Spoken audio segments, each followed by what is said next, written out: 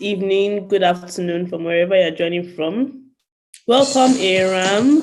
Can you hear me? All right. So I think I have a lot of us in already. Hello, my dear Mr. Orinde. Welcome. Yeah, so good afternoon from here. My name is Dr. Dara Jayola. You can call me Dr. D. So today I'm here to kind of share my journey through my PhD story. So I don't know if you noticed, I'm looking at different screens. I have my Instagram Live, I have my Zoom and YouTube Live down here. So I would be alternating between the top and the bottom. Sometimes I'll be looking up for you, sometimes I'll be looking down for you. So pardon that. But I'm here for us all.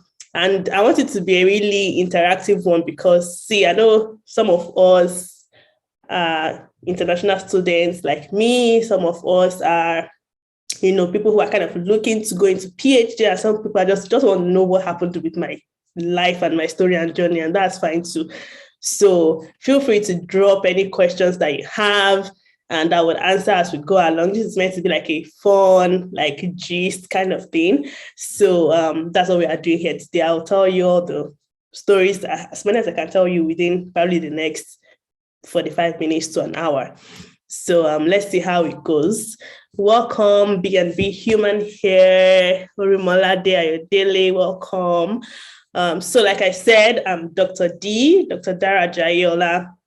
And I just completed my PhD in computer science with focus in computer science education research. And I had my graduation very recently, December 2021. And it was a very interesting story, like many people have during their doctoral programs and their doctoral journeys. And I just felt led, or I felt impressed. Like I want to share my story with people. I wanted to see the struggles. Most times we see, this person has graduated, they did so well and all of this, but people don't know the backstory sometimes, what they had to go through, decisions that they made, what actually led them to these decisions and all of that. So I would like to kind of open it up for us and share what has gone on through my journey. So, and like I said, it's going to be a fun one. Send in your questions. If you want to unmute on Zoom and ask questions, feel free. And we'll just gist through it all. So let me start by saying, hey Onyinye, welcome. Ayomikun, welcome. Pretty Miss Rewa, welcome. Okay. Mr. Orinde, okay, you sent a request to be in my live video. Let me include you real quick. Okay. So as I was saying, I started my PhD program August 2016. So this was about 5 months ago. So that was when I began my program. And I mean, obviously the journey to that was an interesting one. Hi, Mr. Orinde, you're live with me. I don't know if you're aware. Okay, so let me see. Okay, and I started this journey based on one major reason, or there was one major purpose really why I did it. I know a lot of people know me as a bookworm, right from maybe primary school. I'm not sure. I can't quite remember what happened in primary school. But I know from secondary school, university days, people are like, oh, this girl, she's, a bookworm and stuff like that. So you're going to probably be a doctor or do some doctorate. And I kind of had an idea as well, but I didn't know why. So, but throughout my, journey and my university journey, I kind of noticed my flair for teaching. And obviously, I know I've been gifted by God actually to understand things quickly, to learn quickly, and to be able to explain it once I understand it. So I knew I really love teaching. I enjoyed explaining things to my friends, and stuff like that. So people are like, I think you actually make a really good teacher. So, okay, I knew I wanted to be a teacher at some point, a lecturer, a professor at some point. Then it got to the point where, oh, thank you, Onye, I love that. Onye, I don't know if I should expose you, but Onye was one of my students actually when I taught in Bowen University. He says I'm a great lecturer. Thank you, I appreciate that. Don't make me blush here. We are live, oh, please. So, so hey, Victor, I see you. Jedi Weddings, welcome. Okay, so I think Gideon is connecting to audio on Zoom. Oh, he said, yes, she is a very good one. I appreciate it. I appreciate this really sweet words. I've never even started already making me blush. I think I'll run away for now. Okay, so as I was saying, and as attested by Onyinye Atosin, they said I'm a very good teacher, right? Okay, looks like we're going to be here for a while. Thank you, my lovely friend, AY Ayomiku. Yes, she was one of my very good friends back in Bowen, which was my alma mater, my university where I did my bachelor's degree, actually in computer science. And I went on to do my master's in computer science at Liverpool Hope University. And I know a lot of people might have questions about, studying outside the country and things like that. How were you able to figure that out? I would say my academic success contributed a lot to that because I was kind of noticed by the university that I did my master's because of how well I did in my undergrad. So I was offered a scholarship, which covered for my tuition. Ordinarily, I wasn't from such a rich family that could really afford a lot of abroad schooling like that. So I'm grateful for the scholarship and the scholarships I've enjoyed, one of which actually covered for my PhD program. My PhD program, I was on an assistantship. I came in on an assistantship, a research assistantship, actually, with my advisor for the most part of my program. I think I would not mention his name, but I came on a research assistantship to do some research in computer networks. And I don't know if anybody that was with me in Bowen knew this, even though I would study anything and I could understand it and I would do well in the exams.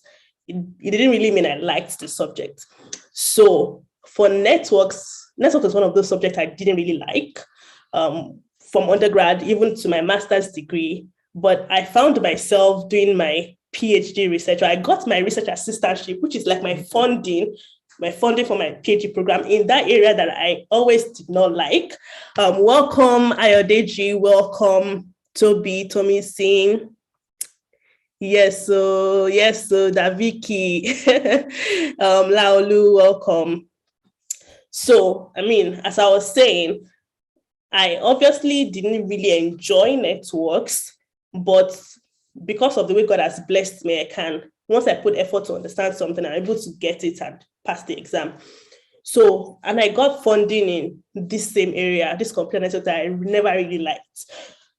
But you know how it is, getting funding is not something easy to do. So you're like, whatever you can get to study outside the country, just hold on to it and go with it. So that was how I came into the US for my PhD program. So I saw this funding in computer networks that I never really liked. But I'm like, see, where else am I going to get money from? We don't have money to sponsor US school fees from my family. So let's go with it. We'll figure the rest out along the way. So I went into it, and I was going to give a little background. Like, one of the reasons why I decided to go for a PhD was I knew, like people have said, I had this gift for teaching, and I also had the passion for teaching. So I wasn't one of those people that go into the teaching profession or into lecturing just because maybe I didn't get a job in industry. I actually had the option to go to a job in industry. I had the job offer, but I was like, this is not the place for me. So that's even a story for another day. But I knew this was what I wanted to do. This is where I want to be. And to be there fully, I need a PhD to achieve that. So I knew I wanted to go into academia. And I went for the PhD program that would enable me to go into academia and actually be established there. So that was why I decided to do a PhD. Now, I got into a PhD program with a research area that I never really liked right from my undergrad days, but I had to work with it because that was where my source of funding was coming from. And interestingly, I was with an advisor that was actually the best advisor I'd ever had, I believe, because it really, in a foreign country, wow. Okay, welcome, Sam Adejube. Professor Timothy Olagbemiro just joined my live on Instagram. Professor Olagbemiro was my vice chancellor while I was in Bowen University. Welcome, sir. Sharing my PhD story, and he played a key role in that, actually. He played a huge role in my master's journey. Yes, Professor Olagbemiro is here. He played a key role in my master's journey, and also in my PhD. He has been a huge support all the way. He's always like, how is it going? How far? When are you finishing? Like, I just want to help me celebrate him. Welcome. Thank you very much, Professor Olagbemiro. God bless you.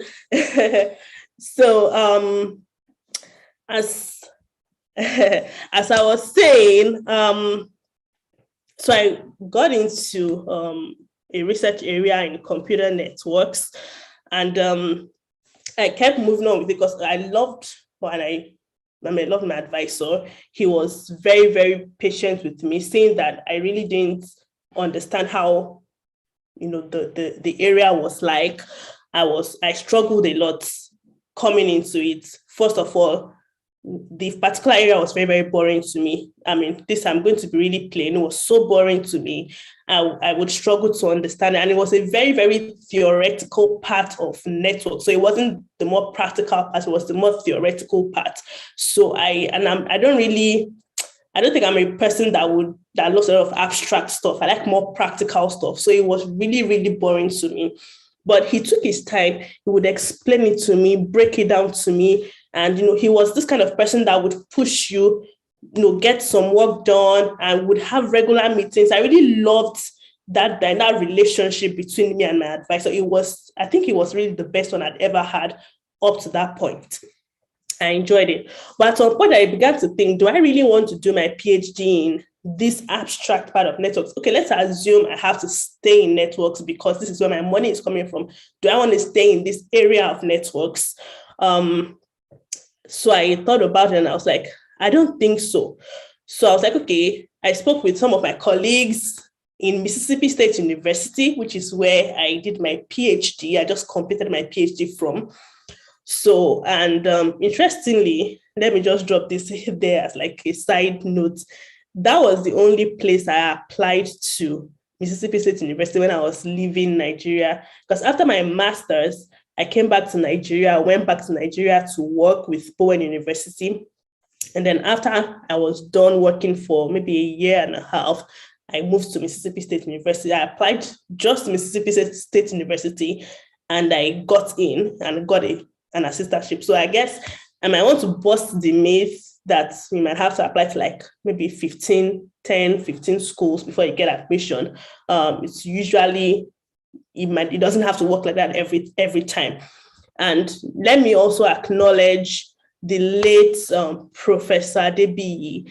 He was also very instrumental. He was like the person down on ground in Mississippi State University that was doing all the groundwork for me, reaching out to the people in the department for me and everything. So he actually facilitated my smooth admission into Mississippi State University.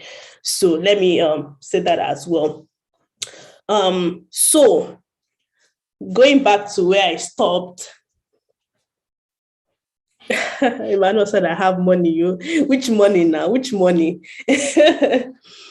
So welcome, dear Kosho. Welcome, Jones Oludotun. So as I was saying, I got to that point where I'm like, I don't want to remain in the abstract part of networks. Let me do something that I feel like I would be able to work on something and see some results. I didn't just want to write equations and equations and equations all through my career. So I spoke with some colleagues in Mississippi State University in my department, and I ended up with the decision to talk to my advisor and see if we can find a midpoint, because he was more abstract based, but I wanted to continue working with him. So when I had this conversation with him, he was like, see, he actually loves working with me. He wants to continue working with me. He doesn't want to lose me. We can find a way in the middle. So I don't know, this might be a good advice for someone that is thinking, maybe I want to do something different from what my advisor does. I don't think it hurts to kind of reach out to your advisor and say, let's talk, let's have a discussion. This is what I'm thinking. He might actually, or he or she might actually, be able to work with you on what you want. So, which he did for me. He worked with me on what I preferred, and we found like a midpoint. So he said, okay, this is what you want to do. Let me know the different areas you're interested in within these networks, the more practical parts. Let me know the kind of topics you like, and we can work around that. So we began to work around that, and I did quite a bit of research. We published 2 papers with this research area, and I think one in the new area I kind of branched into. And then he got to a point in 2019 when I was like, okay, I was working on my very practical research in networks. And I just got to a point where I became stuck, literally, like I was stuck. And because my advisor, this wasn't his own area of interest and area of expertise, he couldn't really help me much. And I knew that he let me understand that, see, you would have to, find ways to get help and all of that. And I said, oh, no problem. I'll sort it out. So he really couldn't help me much. He could say, okay, have you tried this or that? And if it doesn't work, he really couldn't give expert advice on it. So no expert advice from my advisor. Myself, sometimes I think, let me quickly address something that, let me quickly address something that many, I think, international students might feel. I know a few of my friends, family members have shared this with me as well. Where you come into this new country, you are learning these new things. The system seems totally or almost completely different from the system you are used to back in Nigeria or Africa. So, and you are just like, sometimes, let me confess, there are many times that I felt like I didn't know anything. So people would look at me like, oh, this girl is so smart. Oh, yeah, this and that. And I'm like, I feel like I don't know anything. Like, what is going on here? So I felt so dumb many times. That's the word. Let me just be plain with that. So I would, try to find help, online and things like that. But I couldn't get help from these different directions, and I was stuck, no one to help. So there was in summer 2019, I worked on my research. I remember, I don't know if Victor is still on the live chat. Victor, I didn't need you. I remember I reached out to him because he kind of worked on a similar research, and we hadn't spoken in like years. Victor, actually, we went to the same university for our bachelor's, Bowen University, so he was my classmate as well. And I reached out to him. I'm like, see, I've been working on this for months now. I don't know how to move forward and all of that. We're both like in the same boat. We couldn't figure it out. So the entire summer, I was working on this particular project, and I would basically wake up every morning doing the same thing over and over again. Yes, Victor. Doing the same thing over and over again, trying it in different methods, trying to solve the same problem basically almost every day, the entire summer. And I would end up at the end of the day with nothing. Like, no, I haven't moved forward. I haven't found the answer to the issue. So I just got to a point where, this was my period of being stuck. I was just stuck, no way forward, no way backward. Nobody could help me. Then this time I was stuck. I was feeling frustrated because as I counting, this was 2019. I started my program in 2016. This was 3 years already. 3 years of being in my program. And I'm like, if we look at it, the program is supposed to be 4 years. I'm supposed to be done the following year. And I'm like, I'm not even anywhere close. How am I going to be done within the next 1 year? So also the worries of an international student, when I'm even done in 1 year, how am I going to get a job? What about my status? This and that. Those worries joined together with the worries of trying to figure out my dissertation became an issue for me. So I was stuck, I was frustrated, I was worried, and everything all together. I didn't know how to proceed. So a couple of things happened around, I think it was September, October. So this was in the fall semester after summer. The first thing I remember happening was there was a conference for women. It's called Grace Hopper Conference that my sister who also studied computer science and was in a master's or was running up a master's program at that time, also at Mississippi State University. Myself, my sister, my friend Toby, I think she's on the live as well. We went for a conference. I think this was in Orlando, Florida. So we went there. To be honest, I didn't really, because it was more, there was like this job fair and it was majorly industries that were recruiting. And remember, I mentioned earlier that I've always known I wanted to be in academia. So I felt like a fish out of water at that conference because I was like, everybody is submitting their resumes and their CVs to this industry. And I'm like, what am I doing here? I was just walking around. But there were some sessions that they had that I attended. And I saw some women sharing their stories. Some of them were talking about how, even after they graduated with their PhD, they went into academia and they actually switched their, excuse me, I'm sorry I'm coughing because I was sick a couple of days ago. I'm just getting out of it, so pardon me. So these women actually changed their entire research area after they graduated with a PhD in a particular research area. So I was like, oh, this is possible. I can actually change what I'm doing to something else that I want to do or something else more interesting to me. I'm like, okay, there is hope for me. It's not too late. Hey, Dara, thank you. Thank you. Yeah. So I can change what I'm doing. I don't have to be stuck in something I really don't like or enjoy. I said, okay, I have hope. After the conference, I would say that was the one thing I took from that conference that particular year. So I went home. I remember in September, there was a presentation I did as well.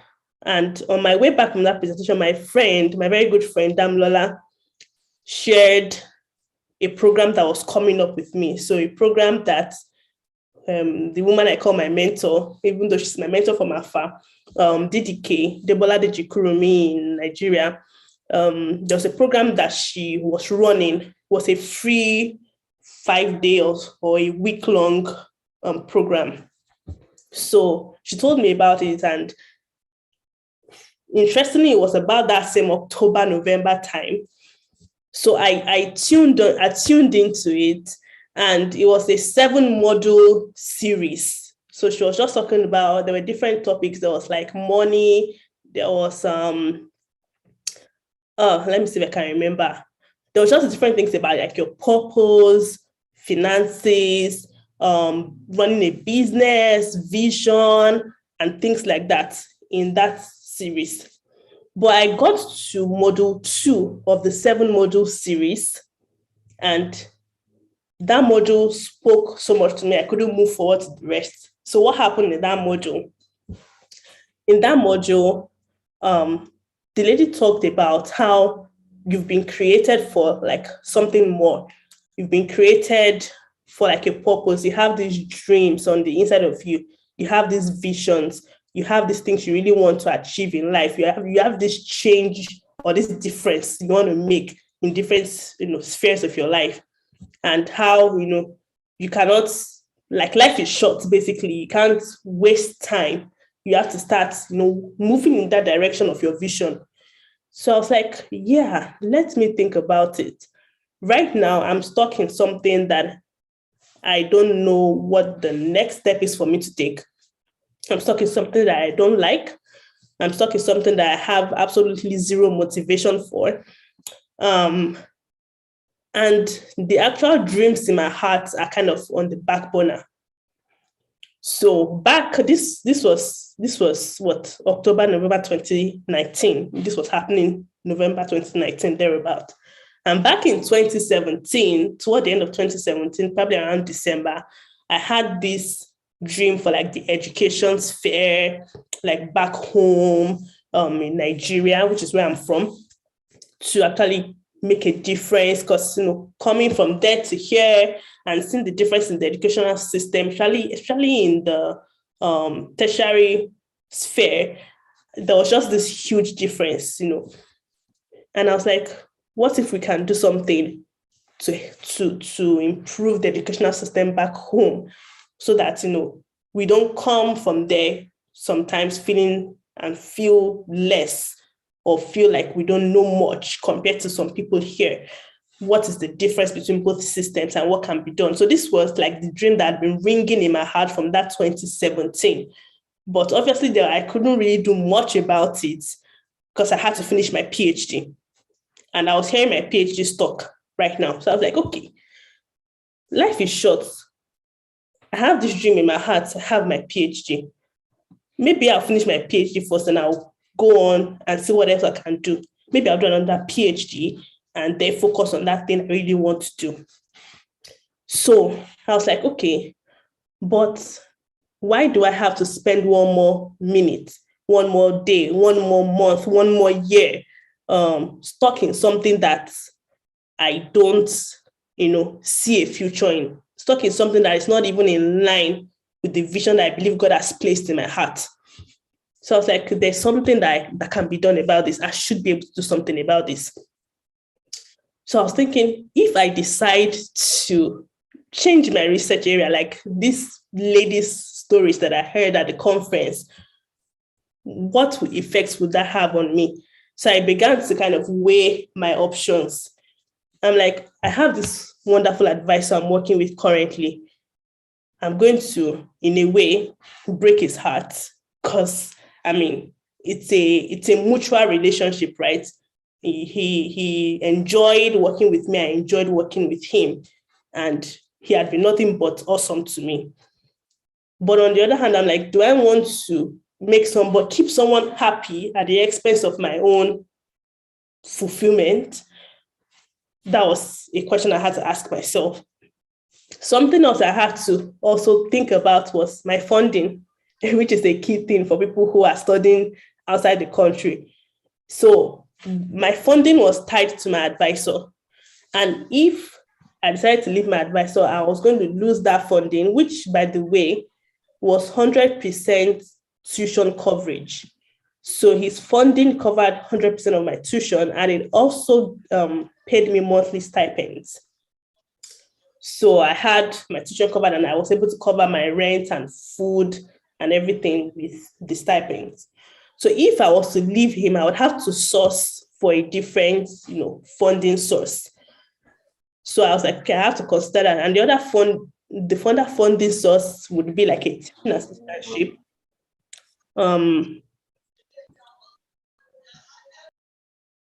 The other funding source would be like a teaching assistantship, which obviously, according to my own department, because it differs from department to department and school to school. But for my department, only covered 71% of tuition. So I'd have to pay school fees. And the stipends were lesser than what my previous advisor paid me. So I was like, okay, what do I really want to do? Was I ready to switch my research into something that was more in line with my dream and my vision and what I felt like would motivate me to get out of the bed every day? Or did I want to stay safe, but stuck and not in line of my vision.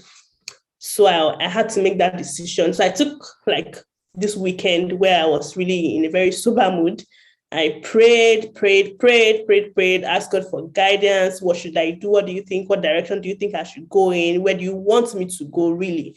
What decision should I take? So that particular weekend, interestingly, for some weird reason, my advisor had a trip for like an entire, I think it was an entire week, that actually gave me the time to gather my thoughts, listen to all those webinars of progress I said I listened to, and actually think through and pray through the weekend. It just happened that he hardly takes a whole week off. So he actually took 2 weeks off, if I remember very well. So it was interesting how that timing coincided. So that happened, and it gave me time to really reflect on what I wanted to do going forward. And I made that decision. I made the decision. I said, I'm going to go in the line of what I want, which was more of the education line, computer science education, where I want to see how, at the end of the day, the educational system in Nigeria can be transformed and improved. So I went along that line. I had to reach out to someone else who worked in the line of education. Of course, she didn't have a research assistantship for me, so the teaching assistantship was what I was going to fall back on.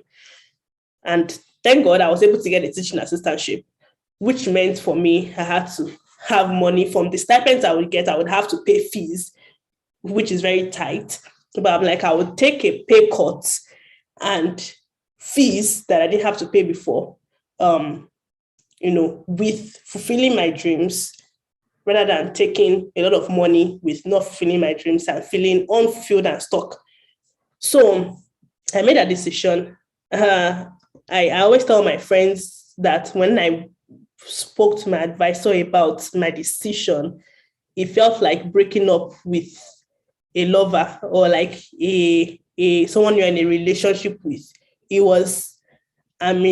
didn't see it coming. He did not see it coming at all. He was so shocked, and I felt so pained, that I had to do that because, there was no reason to hurt him because he was like the perfect advisor anyone could ever ask for, but I had to do it. So it was very painful, but we all moved on.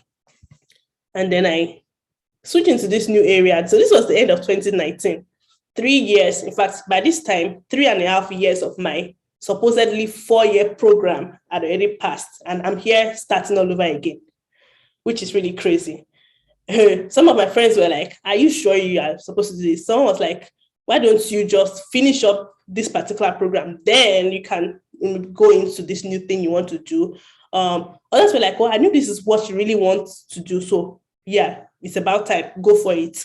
And, some others were like, are you sure? As long as you're sure, that's okay, we'll support you. So they were like, it was like mixed reactions from different angles. Some people were like, what is computer science education? What are you talking about? Is that a real research area? So they were like across the spectrum, different types of reactions to my decision. But I knew what I had prayed about. I knew the go ahead I've gotten. I knew it was really strong on my heart. It was really strong on my heart at that moment, and I went for it. So I started this new journey basically the beginning of 2020, and I graduated at the end of 2021. So it took me about 2 years because I knew I wouldn't want to sit in that research for another 3 years or 4 years because it was a new research area. And I was able to complete this new research area within 2 years. It took a lot of, I knew it was going to take a lot.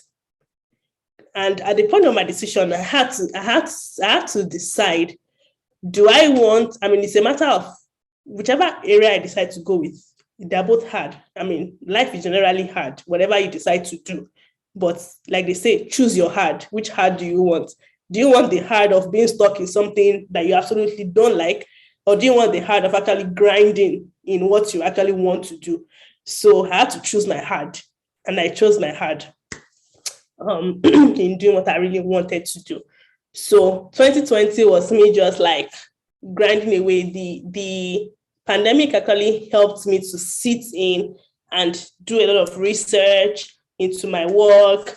And actually, it helped me to do my research, but the data I needed, it actually delayed me on that. So there were delays as well. But I'm grateful. I know I did a post about some people that helped me during my data analysis and gathering process. And they really helped me. If not, I don't know if I'd have been able to make the 2-year, dissertation research time. But they really helped me, gather data. They helped me to kind of filter and all of that stuff. So I'm grateful for them. Some of them are also on the live call. And obviously their faces are on my Instagram already, and I think on my Facebook. So I don't need to start mentioning names. So I was able to kind of walk through that. And let me talk about my committee, my research committee. Like, they were so awesome. They were super, super awesome. Imagine people who study, people who study in the US will tell you, like, it's a true blessing to have advisors that are supportive, to have advisors that would actually work with you. I mean, that would even work with your timeline. What is your timeline, really? I mean, so for them to work with my timeline, I was like always chasing them. This is my document. This is my document. In fact, my advisor did not do much advising. I was advising myself because I was like, I need to be out of here. I've already spent 3.5 years doing what I don't want to do, but I'm now here and I want to be done in 2 years. I gave myself this. In fact, the deadline I gave myself was April, May 2021, but I ended up completely finishing December 2021. So I gave myself this deadline and I was like really running toward it. And they were super supportive of that as well. They came up with these awesome ideas, of the kind of directions I could take my research in. They will show up for meetings. I'm going to do a different Instagram post actually for them, which I haven't done yet. I plan to do it. And one of those pictures, I hope I still have it. We had a meeting. I'm not sure about the date. I think it was early 2021, in the middle of the pandemic. I mean, some of them drove 2 hours to come and have a meeting with me for my research. So I was really blessed with awesome committee members. And, you see some of them actually writing on the board, oh, well, we could do it this way, we could do it that way. Like, I mean, they were super, super awesome. So we were able to work together and, go through my research. I mean, there were times I was really discouraged and everything, but obviously I knew this is what I wanted to do, and I was going to put everything I could into it. And here we are today. I am as a doctor. This is just the beginning, by God's grace, really. This is like a quick summary of my story. There's this major point I want to actually hammer on when it comes to like opportunities, studying internationally, and things like that.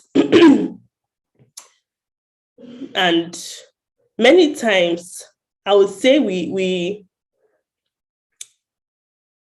tend to want to do the course that is more lucrative. We tend to want to apply to the course that will give us like a stay, or green card, or I don't know what are a visa, work visa, permanent residence. Yes, that's what I'm looking for, and things like that.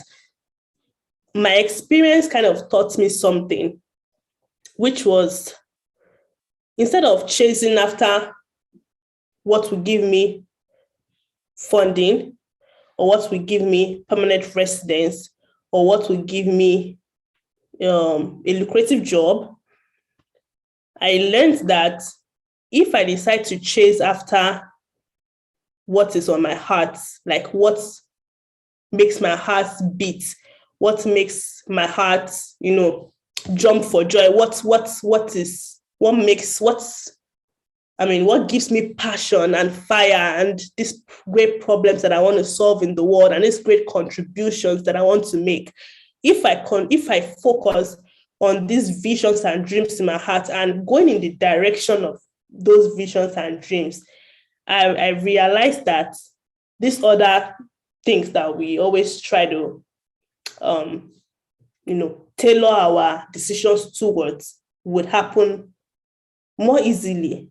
Then it might not always be completely easy, but it's what we're looking for is in the line of what we've been called to do.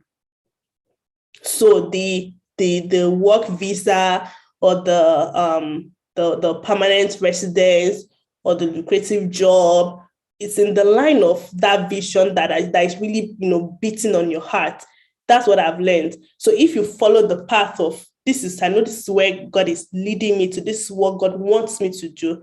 He has made the provision of your permanent residence in that lane.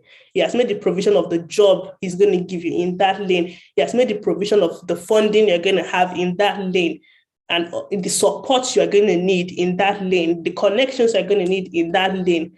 So that was what I found for me, because before I graduated, finally, I did my graduation ceremony in December, right? Before I ever even defended my what's it called? My dissertation. My defense was in July. I actually got a job offer back in February. So I'm like, I didn't have to even struggle to get a job. I didn't have to struggle to start working. I started working before I went back to Mississippi State for my graduation. So yes, Mr. Woride, so far it is God's, if it's God's vision, so far it's God's vision, there will always be a corresponding provision. Yes. So I got, all of these things. I didn't have to struggle. I didn't have to say, I have to get this. I have to get a stay. What am I going to do? Am I going to reach out? I didn't have to struggle for that. I had to just focus on what I was called to do. And I'm here. I can proudly also say, I have my degree in educational, computer science education, right? Even though I would say I didn't have a lot of time to be an expert, but I know this is what I want to do. This is where I've already started that journey, and I'm going to continue in that journey, and it's never too late to start. So that's what I would say. It's never too late to start. If I'm on a path that I feel like, this has just been the convenient path for me so far, this has always been the next logical thing to do, which is what I'd always done up until that moment. I always do the next logical thing. Well, after a BSc, it's usually a master's that is next. Let's just do a master's. After a master's, well, the next thing is a PhD. Let's just do a PhD. And, since I did it in computer science, I might as well do it in computer science. That's usually the next logical thing to do sometimes. But many times, God's calling for us might not be the next logical thing to do.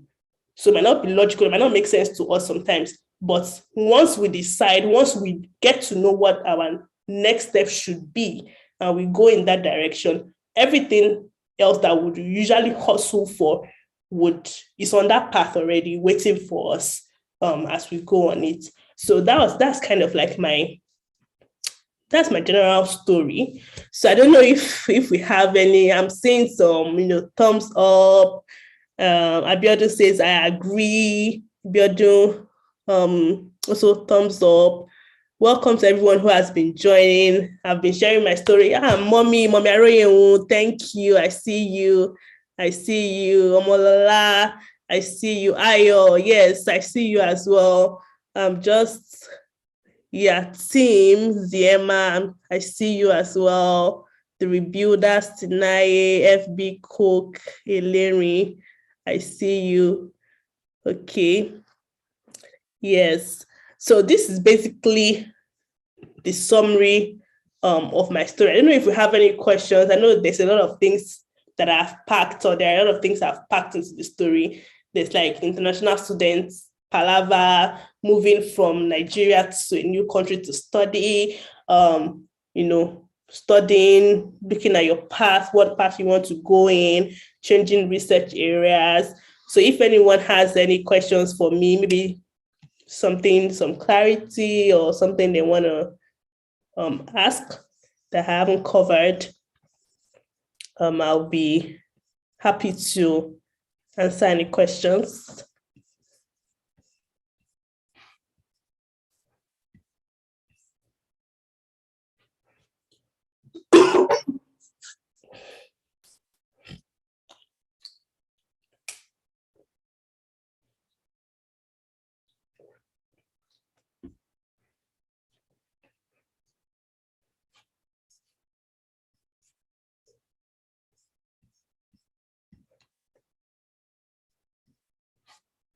Okay. I haven't seen any questions just yet. I'm sure. Hey, Victor. Yeah, Victor says I made a very smart decision switching my research area. Dr. Dara, I'm so happy for you. Congratulations. Thank you, Victor. Thank you so much. I can't wait to hear your own testimony as well. Oh, I'm waiting. Adeji, thanks. I'm happy to be an inspiration. Really, see, I'm a huge advocate for do what God wants you to do. Do what is burning on your heart. Do what is burning on your heart. Don't do what is the next logical thing to do. Don't choose hustle over vision. Do what God has put in your heart to do. Okay, Maya says he has a question in the question section. So Maya says, did you ever get to a point when you wanted to give up? What motivated you and how did you always find the zeal to continue? That's a deep question. I mean, there are many times I don't know if I'd ever said I want to give up. I'm done with this PhD program. Like I'm done. I don't think so, but there are times that it had been really hard. So, and I would feel really tired. And I know at those points, most times for my own mental, what do they call it? Mental health and emotional health as well. I take time off.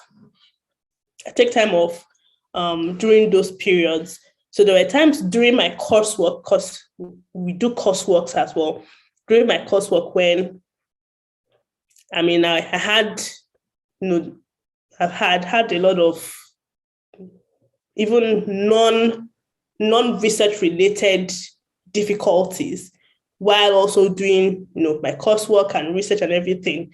And there are times that I felt really frustrated. And usually, if there's one constant uplifter or uplifting in my life, whenever I'm down, I would say it's God. It's the one I usually go and pour all my heart, whatever troubles and worries and frustrations I have. I'm like, God, this is what I'm going through. And usually by the time I pour everything out, I come back refreshed. So I never really got to a point where like I was totally crushed, because whenever I would feel down right now, I would take my time off, spend time with God, pour out my heart, probably, get some direction, maybe next steps to take. I would have something that he would tell me to do or something. So I would get some rejuvenation to say, so I wouldn't be in the same down state as I was before I got to God. So I even when I get low, I come back up again, low, I come back up again. And I think I didn't really understand how stressed I was until, I told you I did my defense in July. I would say that was my first defense, because after that first defense, they didn't give me the pass. My committee didn't give me the pass. So they're like, I need to go and do more work. So after the more work, I did another defense. And this was while I was already working. So, or while I already started my job.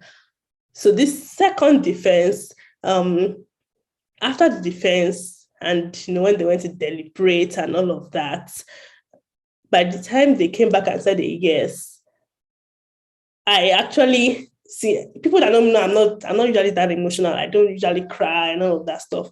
I cried, you know what they call ugly tears. Ugly tears in front of my entire committee. And they were as I couldn't even talk. I was crying like I'm sure I have the recording somewhere, but it was very, very ugly tears. I think when you realize like, wow, I actually got here. I finally got here. All the stress was worth it and everything. So I think that I felt that culmination at that point. But usually during the journey, I had that system of refreshing where I didn't get totally weighed down and, all of that. That's a very long answer to that question. Pardon me. Okay, let me see. Let me see if I'm completely okay. Yeah. So, okay, so Emmanuel says here on Zoom that as an international student, I can relate so well to the part where you mentioned that people tend to go with courses that will guarantee a stay or that will fetch more money rather than where God wants them to actually be. I also think the fundamentals of hearing God is usually tested at this point. Yes, Emmanuel. Like this is what we tend to do because we are logical, and for people that are in academia or people that are studying, I mean, for you to be doing a master's or a PhD, I mean, you're pretty smart, right? So you want to plan, you want to be smart now, you want to make the right decisions. So you calculate 1 + 2 + 3. If I do this one and I do that one, it will get me to this point. So we are calculating, we know where we want to go. But I guess the question is that where God really wants us to go? Excuse me. I've already said, just pardon me, because I was down with a cold. So pardon me. So many times we are calculative because we are smart and we know where we want to go and everything like that. So, and Emmanuel says the fundamental here is sharing God, and cultivating a relationship with God helps us to. And sometimes, even for people who have not yet learned how to hear God, there are things that mean more to you than some other things. There are things that touch your heart more than other things. There are things that you love to do, and that there are contributions you want to make in society. There are things that you could do for free. There are things that have always been on your heart to do. I mean, there's some of those things you might not even need to hear God specially to feel a pull to some certain direction. You will know that I'm meant to do this kind of thing, and all of that. So in addition to that pull, the pull on your heart, the tug on your heart, also hearing God as well, to also know the timing, right? Because not everybody is supposed to switch their research in the middle of their program. So timing is also very key. So hearing God to actually know your timing as well is also important. So like Emmanuel said. So, okay, I have another question here from Dara, official D or Baba, my friend from secondary school and university as well. We went to the same secondary school and university. So she said, you said to follow vision instead of hustle. However, what's your take on using the hustle to later fund the vision? Because funds can be a major issue. My sister, you said the truth though. Funds can be a major issue. That's a deep question. I would say, what if, is it possible? Is it possible while doing the hustle not to completely abandon the vision? Is it possible to start a mini version of the vision while still hustling? Because many times I feel like in this world, like they usually say in Nigeria, problems no dey finish. Well, I know they finish. There will always be responsibilities. There will always be need for money for one thing or another.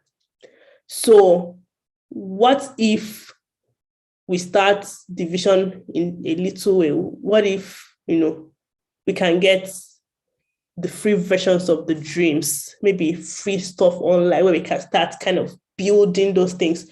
It might even not be doing them yet. It might be us writing down and building out the vision in our mind. It might be us, learning more, doing more research about it as we are earning the money from the hustle.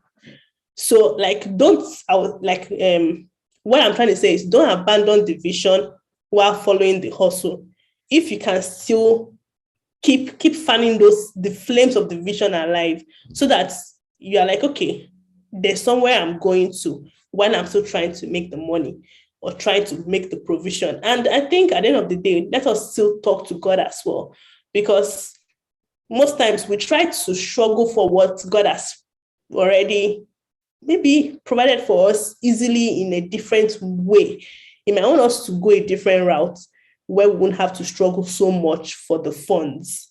So I think at the end of the day, the bottom line is, what is God saying? Does God want us to do the hustle to fund the vision, or does God have an alternative, path for us to fund that vision? Where does he really want us to go, and what does he really want us to do? So those are two things I would say. You can keep the hustle while not forgetting about the vision, while still doing something in the line of that vision. And you can also ask God, okay, do you still want me to stay in this hustle, or do you want me to try something different?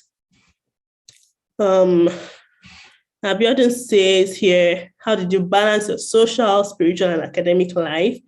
Many PhD students, I believe, struggle to combine these three. Okay, thanks for that question. Okay, Danola says here, God didn't call us to a life of struggle. Yes, my sister.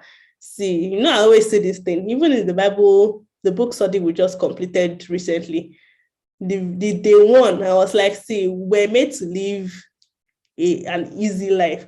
We're not made to struggle. That's why we're always resistant to pain and to stress. Nobody likes stress. Nobody. So, and really, we want a life of ease, and God has called us to a life of ease and supernatural provision. So once we make sure that we're on the right path, we don't need to worry about, I need to get this for myself. We'll look to the one who has called us to that path to make that provision, and he would make that provision because it's our Father, right? Even he said it that will a child, Jesus said that will a child ask his father for bread and his father will give him a stone? No. Will he ask him for a fish and his father will give him a snake? No. God gives us good gifts. He gives us perfect gifts. He wants to meet our needs. He doesn't want us to struggle and beg and stress and hustle. He wants to give us good gifts and awesome things. So, yeah. So once we follow where he's leading us, we follow in his path, it gives us what we need for the next step and all of that. Step by step, really, step by step. We never really see the full picture. We don't know the full picture. It's just one step at a time and one instruction at a time. As it says, okay, do this one next, you do it next. And at the end of the day, okay. Am I still on IG?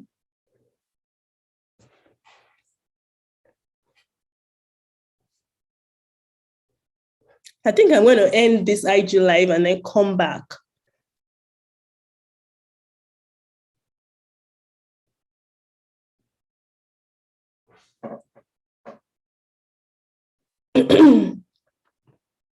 Please give me a minute. Let me end this and come back. Yes, so that I can save this one. Oh, okay. Does it usually cut one off after an hour? Yes, after an hour it goes away. So okay. Let me save this and restart it then.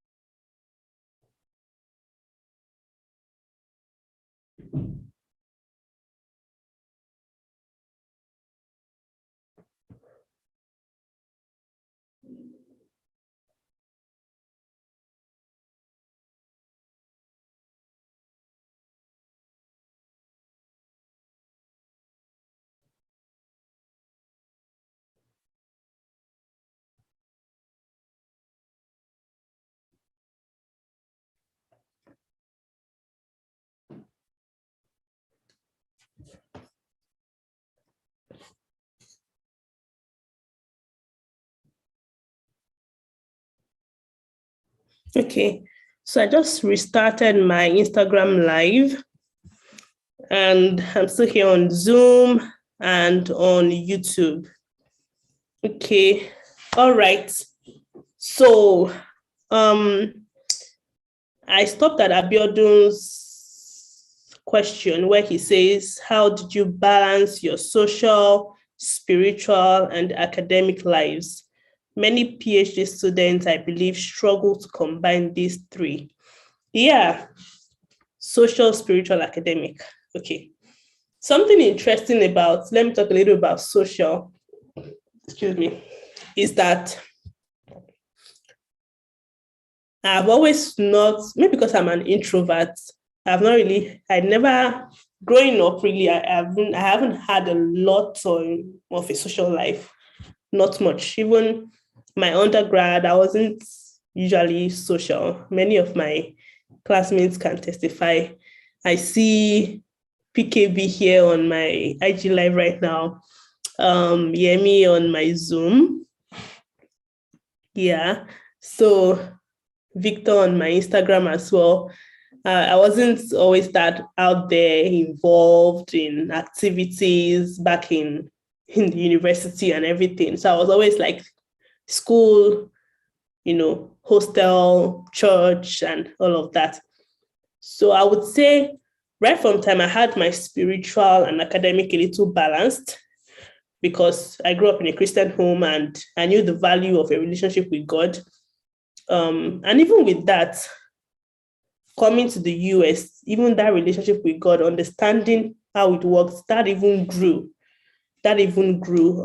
Coming here. Then the social, there was something I actually promised myself or something I challenged myself to do when I came in for my PhD in the US. I was like, okay, my undergrad, I didn't get involved much. My master's, I didn't get involved like in societies, associations, and all of that. I didn't get involved much. I was like, I need to do something. This is my final chance to get involved. So Yemi says he concurs on Zoom. Like I didn't have much of a social life at all. So I didn't get involved much, in undergrad, even in my master's. So I was like, I need to do something in my PhD. This is my final chance to get involved socially, to at least, be out there and not just be all about the book. So I actually joined the African Student Association during my program. And interestingly, in the middle of the pandemic, that very year, when I started my new research area, that was the year 2020 when I served as the president of the African Student Association. So I was president of ASA and I was working on my new research area, writing my dissertation at the same time. So I was out there, reaching out to people, creating events and all of those stuff, which is not really not really my natural habitat, being out there. But I tried my best. I tried my best really with that. So I was able to somehow, by God's grace, balance the social life, me dealing with a new research area, and also my relationship with God, which is at the end of the day the basis for everything, right? So yeah. So that I think that's how I will answer Abiodun's question. So Mommy Aroyemu asked me a question here. She says, is PhD only for lecturing career? Do you think it will help in other careers like companies and business? Yes, ma'am. So it's not only for lecturing, it's not only for academia. There are people that want to work in maybe research labs or even in places like these huge companies, Microsoft and all of them, they have this research arms, that actually take just PhD graduates in, because they believe that PhD graduates are independent researchers and able to come up with new innovative ideas. So they're able to sit them in the research arm of the company to come up with new, ideas and new solutions. So it's not just for lecturing. So you can actually be in middle of industry and come up with ideas, and you would need to have a PhD for those kind of positions as well. So yes, I don't know. I hope I didn't miss. Augusta, thank you so much. Yeah. Oh, Damlola. Okay.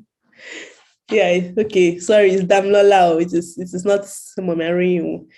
All right. Yes. I hope I didn't miss a few any questions before I ended my last live.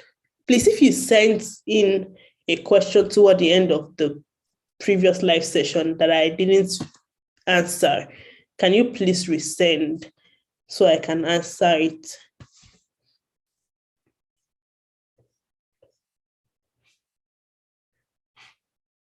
Yeah, I really hope that everything I've shared has been helpful in one way or the other. I really want to inspire you guys, and encourage us. That is, yes, I think I did. I hope I did. I tried to. It should have posted up on my page somewhere, because I think I shared it to my page. So I really hope I did. But if not, it's on my YouTube, because I'm also streaming live on YouTube. So we can always get it on YouTube. So I don't think, I think we are safe. The video is safe. Yes. Yeah.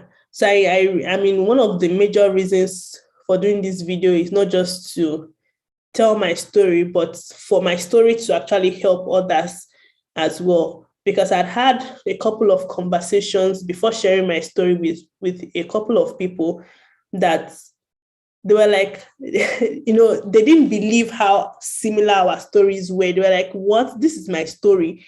And I was able to encourage them to say, I was able to get through that as well.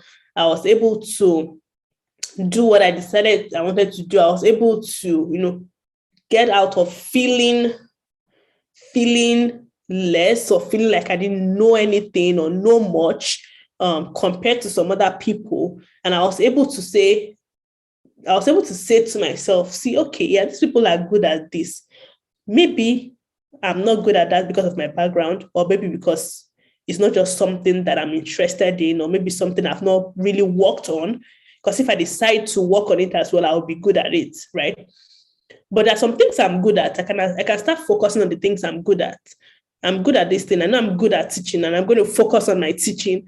So I decided to focus on that. So that was something that kind of helped me when I was feeling less or feeling like not good enough. So I really hope I've been able to encourage us in, I don't know, in different ways. Yeah, Ayodeji, Dr. Dara, you should have a foundation or an NGO, because there you can advocate better. Many people need to hear this. Okay, I think we should talk about it. I know we had a conversation a while ago in the DMs about an NGO that you run, because I know you run an NGO. So we should probably talk about this more. Yes, many more people need to hear this. So yeah, let's talk about it. Okay. Yes. So I think we should begin to round up now. I would just say at the end of the day, let's follow, the path that you believe God is leading you on. Let God show you what He wants you to do next, and you will never be stranded. Just, believe me and believe Him. Yes, you will never be stranded. And if you have any questions about studying outside the country, that's outside Nigeria, especially in the US, because that's where I have a little more experience with, let me know. You can reach out to me, and I can try to help in any way that I can. So yeah, thank you so much for spending this time with me. This has been an awesome 1 hour plus some extra, maybe 10 minutes or so. Thanks for your time. Thanks for your questions. Thanks for your comments. Thanks for the engagement. and all of that. God bless you so much. It's a weekend, so enjoy your weekend. Have fun, relax, refresh yourself. Don't allow the stress of this world to overrun you and overtake you. Take a break, spend time with God and all of that. And take your time and spend time with friends and family. So whatever refreshes you, just do it. See, my friends can attest to this. Let me say this final thing before I go. My friends can attest to this, that I am this kind of girl that I don't over stress myself with work. I think I balance it with self-care. I'm like, I'm not going to kill myself. At the end of the day, I always make a joke. When we go to the gates of heaven, nobody will ask you for your PhD degree. So please, and please, I cannot kill myself. I will relax. I would dance. I would have fun. I would sing. I would, go to a good party. I would sleep. I would watch movies in the middle of everything. When I wake up, I'll feel more refreshed to face the issue that is on ground. So self-care is also very, very important as well. So take care of yourself, take care of your mind, of your heart, of your body, of your relationships, and everything is important, equally important. So let us, take care of those as well. Yemi says you joined in late, but your episode was top notch. Oh, this is an episode. Okay, now maybe I should consider a talk show so we can have more episodes. Yes, so Yemi says you need your sanity. Yes, please. Nothing on this earth is worth killing yourself over. Like nothing. Only Jesus is the one you should kill yourself for. Only Jesus. So please, relax when you need to relax. Problem, like you said, problem in this world does not end. So please just take a break and you meet it later. You understand? So enjoy yourself, relax, and have fun. Yeah, Aram, thank you so much. I'm glad to, share my journey. Yes. Yeah. Okay, guys, I think I should let you go. I'm telling you, I don't like book like that. Like I like enjoyment. Please, guys, just enjoy yourself in this life. Oh, please. So yeah. Oh my God. Okay. I really had fun with you guys, to be honest. I've had a lot of fun. Yeah, there's no lorry right here. Oh, enjoyment is very key. Yeah. Okay, guys. I need to go right now. I have an appointment. I can stay here with you guys for the next 1 hour because yes, it's been so fun chatting with you. Yes, well, we should come back. Don't worry. We should get another one out. When next God says we should come back, we'll come back again. All right. Yes, so Yemi, yeah, we need to catch up. I know. I said December. We'll catch up. All right. God bless you all. Have a wonderful rest of your Friday and your weekend. Take care. Bye, guys.